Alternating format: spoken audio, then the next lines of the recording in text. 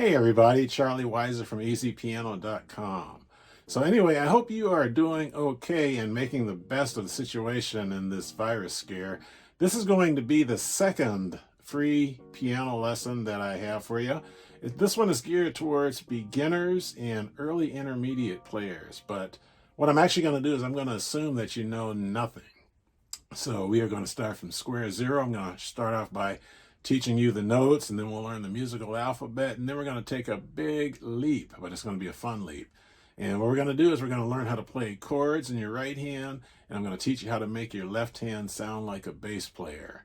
And then from there, we're going to combine the hands. We're going to learn three styles of music. We're going to learn how to play a swing style, we're going to play a rock and roll style, and then to end it, we are going to play a popular music style. And the popular music style is going to be reminiscent of the music, the rhythm and blues from the 1970s, the early 1970s.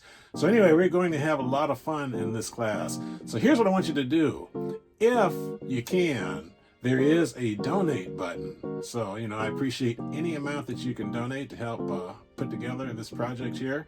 And if you're not in a position to donate, don't worry about it. Everything is on the house. But anything you can contribute would be greatly appreciated.